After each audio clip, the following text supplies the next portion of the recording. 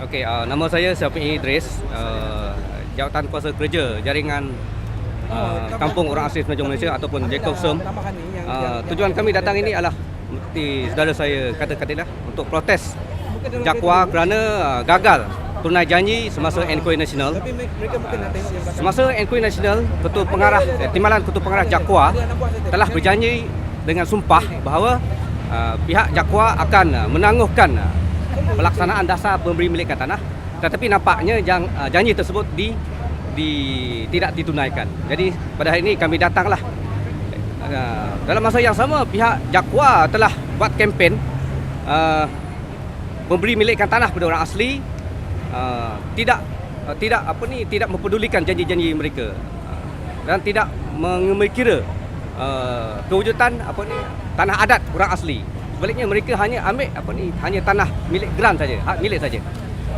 Dan juga saya memprotes tindakan kerajaan kerana mereka membangunkan tanah dulu, memajukan tanah orang asli terlebih dahulu, kemudian buat undang-undang kemudian. Ini memerangkap orang asli kepada tidak adanya tanah adat. Ini menyebabkan orang asli kehilangan tanah adat lah apabila kerajaan membuat projek seperti ini. Ya. Jadi saya dengan rasa marahlah kepada kerajaan kerana membuat perkara seperti ini. Apabila kami memberi penjelasan kepada orang asli peringkat akar umbi, wakil-wakil kerajaan menuduh kami sebagai mencucuk, sebagai menghasut orang asli.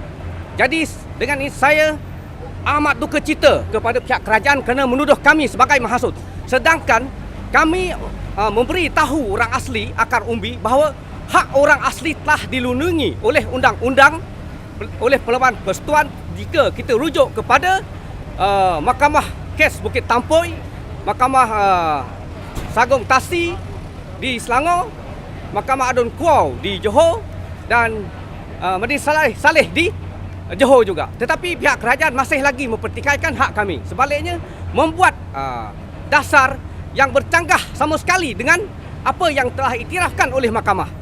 Jadi sebab itu kami datang pada hari ini kerana tidak berpuas hati terhadap tindakan kerajaan selama ini. Jadi saya rasa saya minta pada rakyat Malaysia yang lain memberi sokongan kepada orang asli yang memperjuangkan tanah adat ini. Sebenarnya orang asli mempertahankan tanah adat ini bukanlah hanya untuk orang asli. Sebenarnya adalah untuk semua rakyat Malaysia. Sebagai contoh, sekiranya tidak ada hutan lagi, di masa akan datang, negara kita akan menghadapi kepanasan. Jadi, hanya orang aslilah yang berhak, yang ada kuasa menahankan hutan-hutan supaya negara kita dapat mengekalkan hutan yang hijau, yang boleh menyejukkan negara kita, itu tidak menyumbang kepada kepanasan global. Jadi adalah amat wajar sekali apa yang kami buat ini. Bukan untuk orang asli saja, tapi untuk negara juga. Jadi saya minta kepada rakyat Malaysia yang lain, sokonglah kami untuk perjuangkan tanah adat kami. Nama saya Ismail Bentley. Saya adalah keturunan suku kaum Jaguar, iaitu duduk di Pahang, iaitu di Pekan, di bawah Parlimen Datuk Najib Tun Abdul Razak. Dan pada hari ini saya ingin buat beberapa kenyataan berkenaan penolakan tanah secara berluasa di Pahang, iaitu terutama di daerah Parlimen Datuk Seri Najib sendiri. Yang kita lihat adalah penolakan ini adalah diluluskan oleh Kerajaan Negeri Pahang. Dan yang saya rasa terkilan adalah jika masyarakat orang asli mempunyai kubur, orang Melayu pun ada kubur, tetapi berlainan perbezaan. Jika tanah kubur orang Melayu seinci pun ditolak oleh mana-mana pihak, mereka akan mengambil tindakan. Tetapi berbeza daripada kawasan perkuburan masyarakat asli. Yang contoh sekarang ni yang berlaku di Kampung Gading, iaitu Rompin, Pekan Pahang, yang telah berlaku 4 buah kubur datuk nenek moyang mereka telah ditolak tanpa menghiraukan keluh resah masyarakat orang kampung.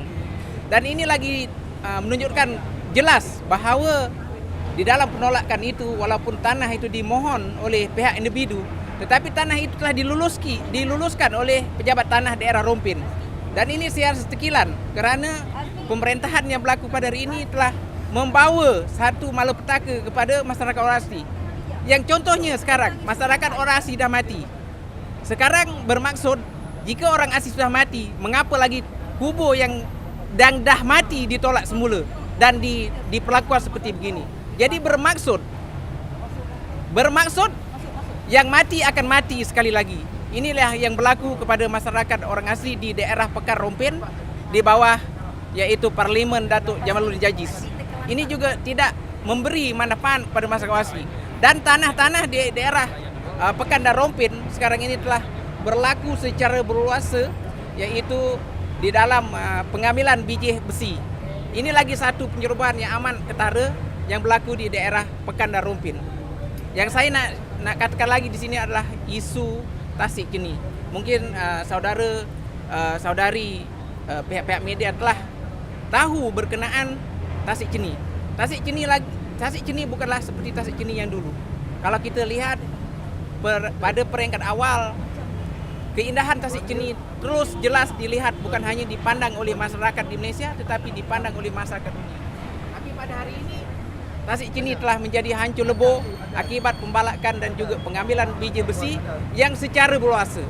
Dan di dalam kawasan ini juga, walaupun pihak PTG negeri dan PTG daerah telah mengakui kelulusan lesen untuk pengambilan biji besi tidak dibuat, tetapi hanya sekadar mengambil permit simple yang diambil untuk pengambil biji besi ini untuk simple. Tetapi yang berlaku sekarang ini 3-4 bukit di kawasan sekitaran Tasik Chini telah habis dimusnahkan oleh pengambilan biji besi. Dan pada 7 hari bulan 7 yang lepas, kami telah membuat satu perjumpaan dengan Menteri Besar Pahang.